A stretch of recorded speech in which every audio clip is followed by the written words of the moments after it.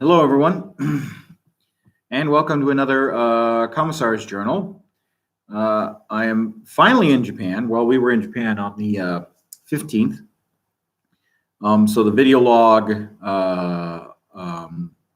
for the video log for the channel will be coming up soon. I got to split it all together, download all the information that I got from the videos and whatnot, split it all together. And once that's all squared away and done, we'll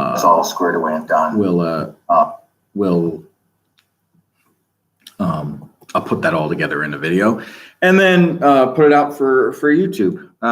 So there's that. But we have a lot to cover since I was gone. The last the last few days since I was offline, the last few days, it's been fairly interesting.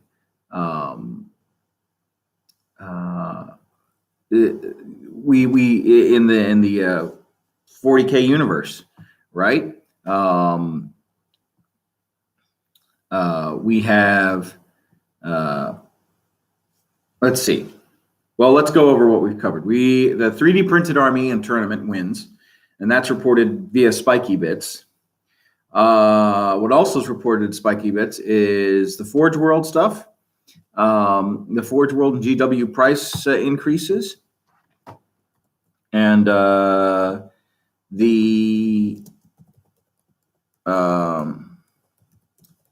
let's see, and Eisenhorn. I'm sorry, I'm still adjusting the time. My words are getting hard to speak. But the Eisenhorn series that just got greenlit for TV.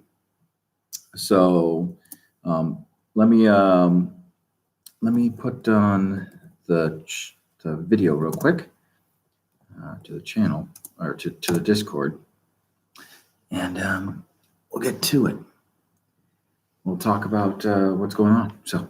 All right, our channel's up. Anyway, so let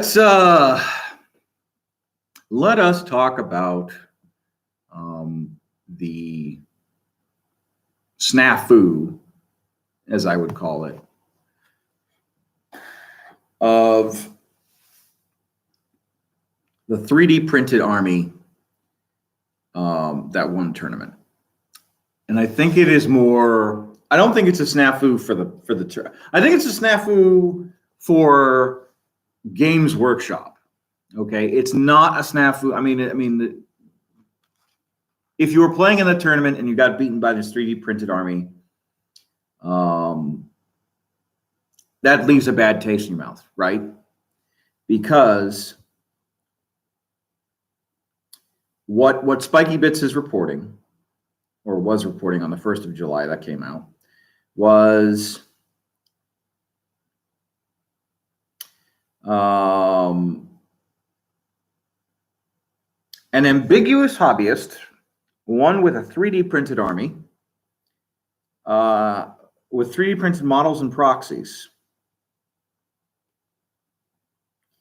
Apparently the tournament didn't have any question, didn't have any kind of paint requirement or 3D printed policy. The tournament did tell them that this was the first non-painted army to ever win one of their events. And it looks like it was the tournament organizer that they were counting on, that they were talking about, and they were going to reevaluate. So what were the models, right? Well, here are what the models look like. Now, what you see is the green plastic that this guy used and the cardboard bases. They are cardboard bases. They are legal. It looks like they're legal. And they are Calidus's. And for the Custodes. So the Calidus's are Forge World only tanks. That have been out of stock for a very long time, and they go for about $130. Oh, hey, Mark, how's it going? So this guy shows up with a Custodes army that he 3D printed. And there's another picture. There's another. Again, this is all reported from Spiky Bits. And if I click the picture and zoom in, it does look like he has some Custodes models. So there's one of the green tanks, and then in the top right corner, or well, my right, potentially your left, there's a Custodes right there that is halfway painted, or maybe fully painted. I can't tell from here. The picture quality isn't the greatest, and it looks like he's fighting. Well, it looks to be Dark Eldar. So he's got. So it looks like he's got Space Marine scouts fighting Dark Eldar, witches, if I'm not mistaken. So there's a raider down there, a witch cult is down in the bottom, and then Space Marine scouts up on the corners. So, I mean, like I said, I think this is more of a indictment on Games Workshop and Forge World prices. Okay, and we are going to talk about the price increase of Forge World and Games Workshop. We're going to talk about that. But the reason why I say I think it's an indictment on Forge World and Games Workshop price increase is because Forge World is notorious for if popular models are really good, right, and people buy them often, they go out of stock for weeks, months on end, right? And when they finally become available, people will just sit on the Forge World site and just snatch them up, or they write a bot to notify them when the availability is, right? A perfect example is the Death Corps of Krieg Grenadiers before they discontinued that model set, which boggles my mind, right? The Grenadiers for the Death Corps of Krieg were so well done that when they introduced those models, they had just enough to fulfill orders for about 6 months, basically. And then they were out of release, or, and then they were unavailable for a while, and then you had to go to, now I was in England at the time, so you could request them being made right then and there, and you could get them from the Warhammer 40K store, right? From the Forge World site, from Warhammer World. You go to Warhammer World, you'd be like, I want Grenadiers. And even if they had them out of stock, you could still get them, right? That was the promise of going to Forge World, of going to Warhammer World. It didn't matter if it was out of stock, you could get it. So I didn't experience the Death Corps of Krieg crunch, as it were, or the Elysian crunch, as it were, when I was in England. I felt it very acutely in America when they discontinued the Death Corps of Krieg models, and not that they discontinued the models, but those particular stormtroopers, the Grenadiers, and then they discontinued they started, and then the Rough Riders started to become rare, right? And then the Commissar started to become rare. So I acutely felt that. And then when the Elysians got pulled off the shelf shortly after the Talran. So yeah. I seriously think that this is an indictment on Forge World's ability to make models that people want and sustain supply. And not only sustain supply, but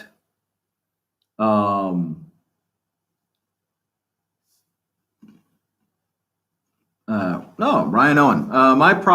My main problem with Forge World is that they are great when they first start, detail and quality is concerned, but now most of their line is outdated compared to other companies in resin.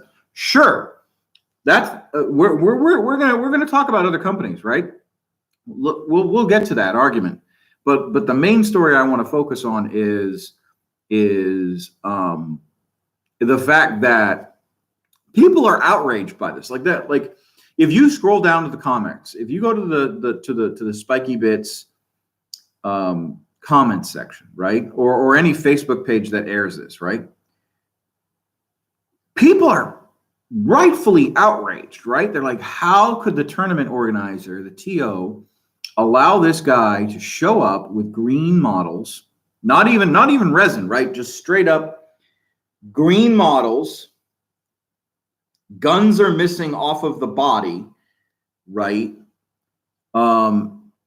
Whatever the case, like this could have been a homebrew tournament. This could have been like we're not talking about an ITC run by the American Team Championship, right? We're not talking about that. We're not talking about, in some aspects, we're not talking about Grand Tournament UK, although Grand Tournament UK, what was it, 2 years back, had that terrain debacle back in for Grand Tournament UK London, something to that extent, if I remember correctly. So I am not upset at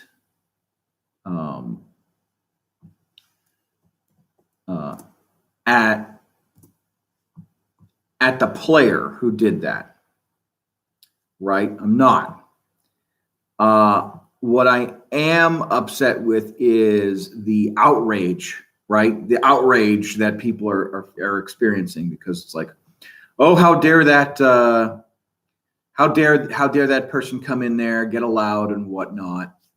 And I spend so much hours on my models, and this is a slap to the hobby and whatnot, and yada yada. And then so that was one side. That was the one side. A lot of outrage about why would you let this person compete in a tournament, roll over everybody because it's a Custodes meta, right? His list was certainly aggressively following the Warhammer 40K meta for tournaments right now.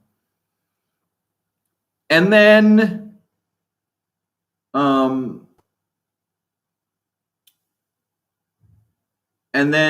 you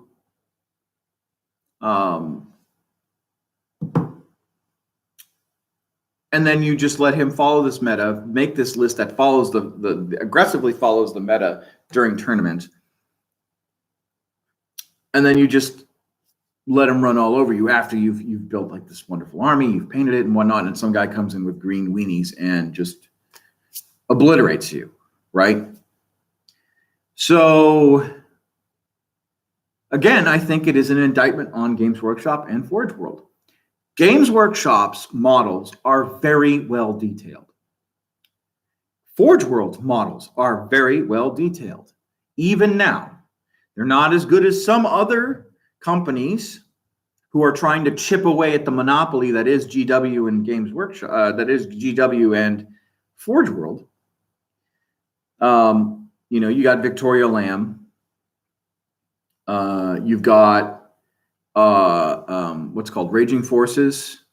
You've got Steamworks.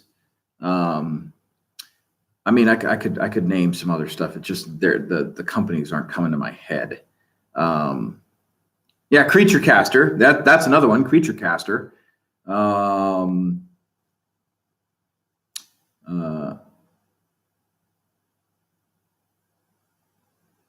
I want to say it's Victoria. Oh, Victoria Miniatures. Artel. Yep, Artel. Yeah, and Victoria Miniatures, they really fulfill a niche, especially in the Imperial Guard section. Victoria Miniatures.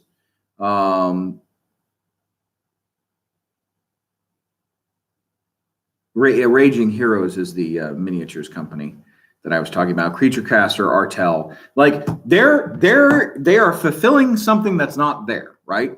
They are trying to chip in by getting something that's not there. For example, Rage of Heroes. I want to say Raging Heroes did the Sisters of Battle reskins, although it's more.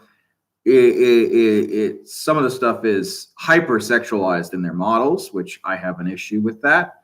But the newer sisters that they're coming out with in response to a lot of people who play Sisters of Battle just want a Sisters of Battle army that's not, you know, all heals and bustiers. They've certainly curtailed that, right? And I like that. I like that a lot. I like that they did that. You know, they actually listened to what people wanted. So, like, there are these companies that are fulfilling a niche, and for the longest time, people were saying, or Games Workshop was like, "We're gonna get to the sisters."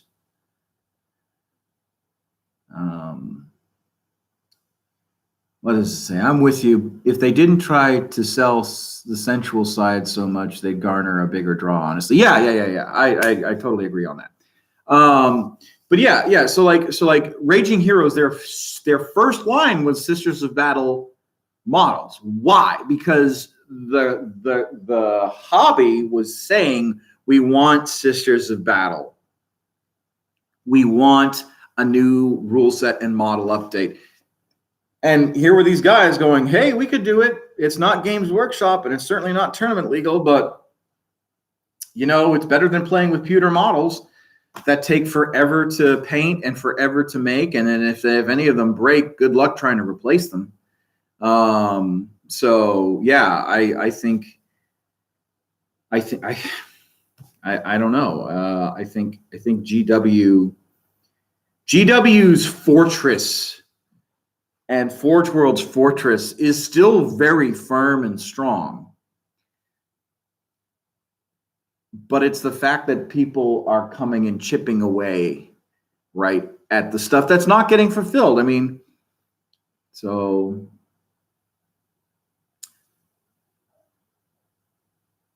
I love GW models, but the female Commissar resin, of course, is straight up bad. Or even if you find them to buy $90 a squad is crazy. Yeah, and that's another thing. Like, so, like I said, the whole like outrage of the tournament, whether you support it or don't, it is an indictment on Games Workshop. It is an indictment on Games Workshop because they think that this hobby should be a luxury. And yeah, all hobbies are.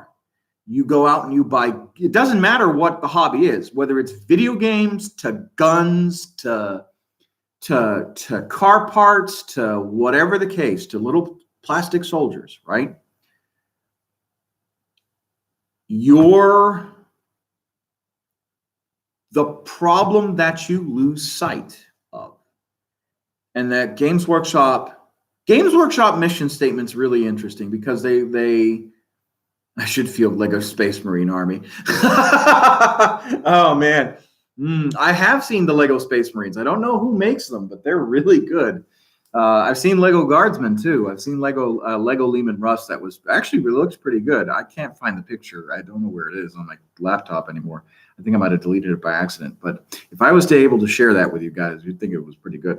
So what was I going to say before I got distracted? Yeah, so Games Workshop's mission statement was a present under everyone's tree, right? That was one of their Christmas mission statements. If you believe in Christmas, if you celebrate Christmas, you deserve a Games Workshop product under your tree. Not for $90. Sorry. All right? Not for $90. Like, particularly, so where I was in Altus, Oklahoma, it was, and I don't want to insult anybody, you know, but the area that I was in, it was low middle income bracket, right? And you know, when you're talking about those people, right? Low middle income bracket, lower to middle class, or middle to lower class, or lower middle to lower class, right? Income equality, you know, income quality people. You're like, Games Workshop's never going to reach them.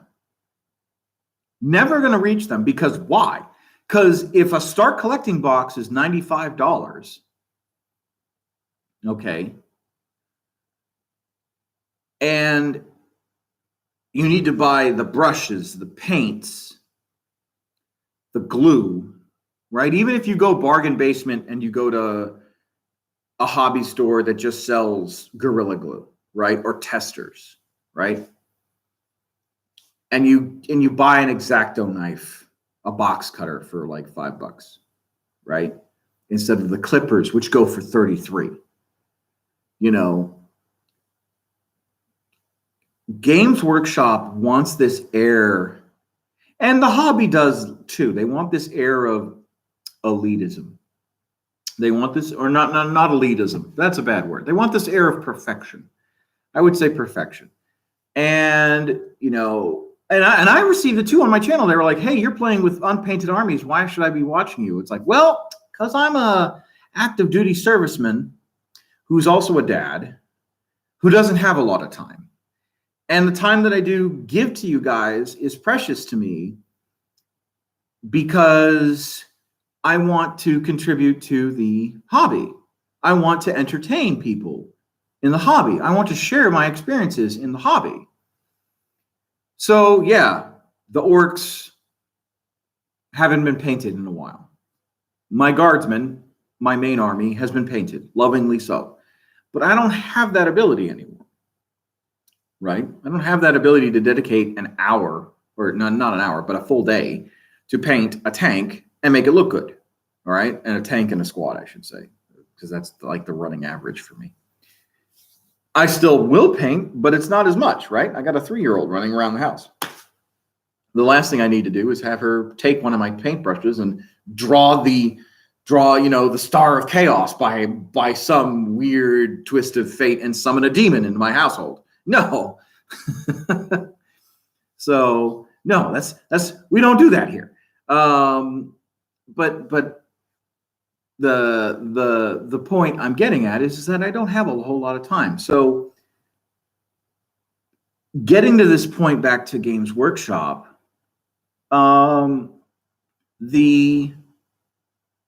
it is an indictment on Games Workshop, because we want this purity, this perfection in our hobby,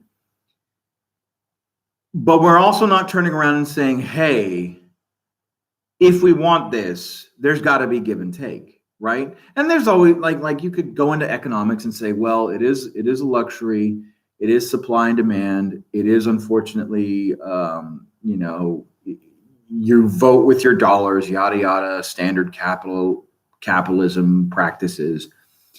You could argue all of that, okay? You really could. And, you know, you don't have to buy at a Games Workshop, or, oh, you can get them secondhand from somebody else, or yada, yada, yada. Like, you could literally make all of those arguments, and people do.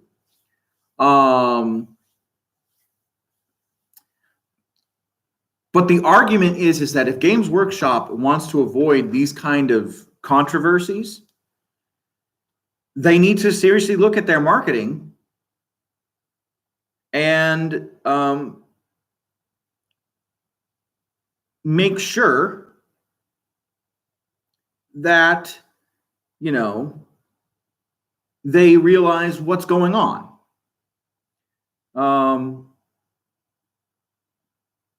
You know, they have to look at their marketing and say, okay, well, maybe we shouldn't be charging $95 for a Start Collecting box. Maybe it should go back down to $85 or $75. Like, if they really want everyone to have Games Workshop products in their house, they got to look at where the disconnect is. I mean, again, you go back to Altus. A video game that has replayability, that has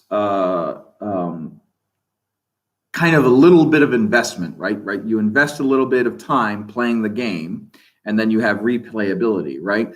Not as much as investment as the paints, the brushes, and whatnot, is a far more attractive deal to people than buying, $700 worth of Games Workshop product.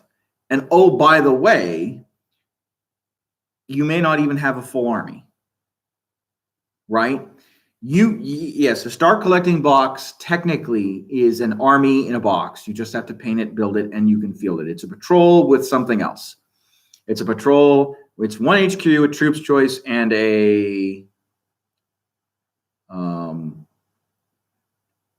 and either an elite, a heavy support, a fast attack, right? Whatever. And yeah, they have it. I mean, that's a good point. Owen, is that they did start Kill Team, but even then, Kill Team's freaking expensive.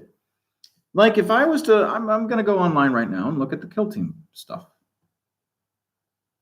Warhammer 40K.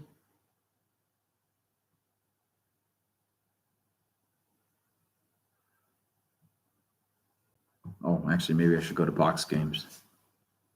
Kill Team.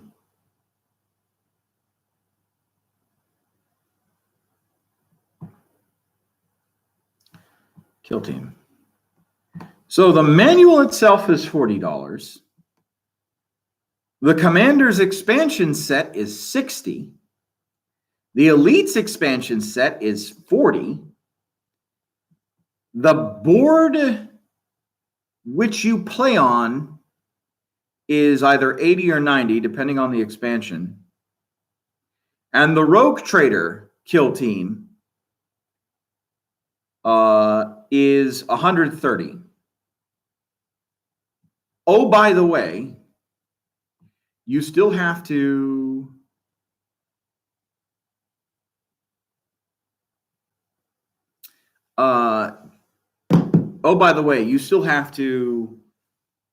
build and paint these models.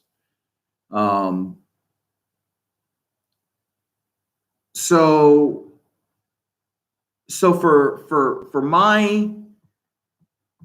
my point of it is that, like, even the smaller games, the skirmish games that introduce you to 40K is still super expensive, It can be cheaper. It can be far less for a lower amount. You are right. If you just buy the boxes, right? You buy your 10 guardsmen, you buy your Space Marines, whatever the case is, right? So long as you don't go past 400 points, or no, 100 points, I think is the standard threshold.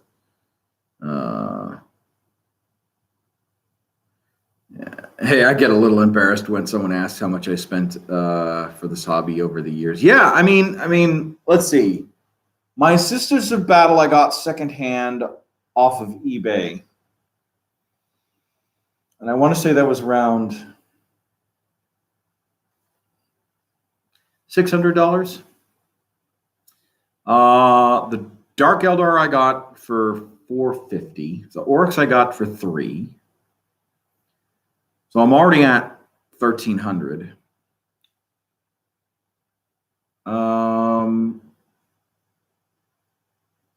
Trying to think. No, actually, I think I got all the sisters for like $7. So I'm at 14 something. My Imperial Guard, let's not talk about them. I have got so much stuff of Imperial Guard. And then when I bought my wife's armies, because she plays Dark Angels, or she used to play Dark Angels. She doesn't much anymore.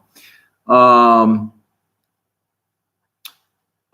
bought like several Dark Vengeance box sets.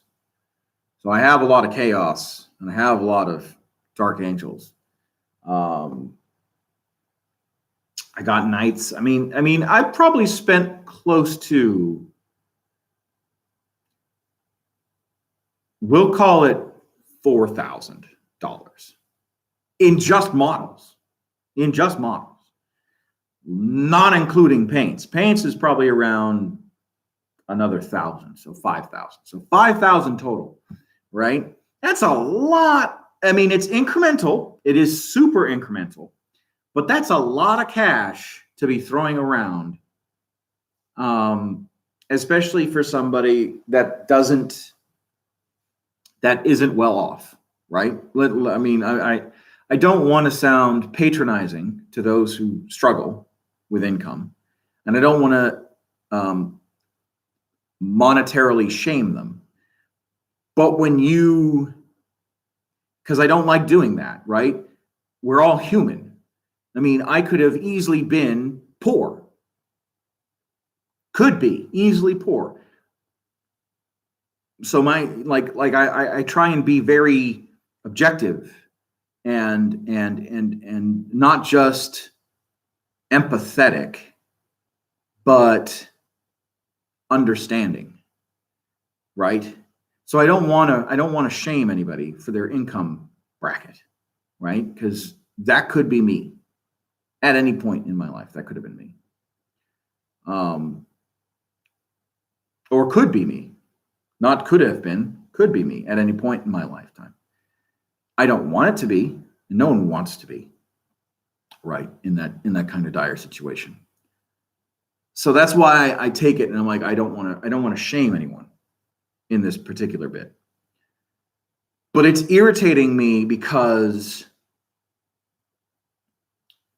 Games Workshop's mission is a product under every tree, especially around the holiday schedule. But then they turn around and be like, we're going to jack up the prices. And Forge World turns around and says, we're going to jack up the prices. And it's just like, guys, if you want us to buy your crap, then stop jacking up the prices, please and thank you. So there's that, right? Oh, my cats are fighting. So there's that. Hi. Oh, damn it. I forgot to give it to her. We gotta get ready to go. Yep. All right. So there's that. What else was I going to say? So yeah, the price stuff is just ridiculous. So I think I'm not mad that the tournament allowed 3D printed models. I'm not mad at all. I think it's an indemnity. I know. I'm wrapping it up. So we'll talk about. We got to go catch the cats and put them in their kennels for their appointment. The time got away from me, but we'll talk about the price. At least we talked about the price increase and whatnot.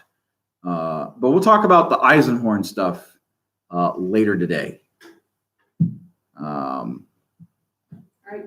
So, but we'll talk to you guys later. I got to go catch the cats. So, bye-bye.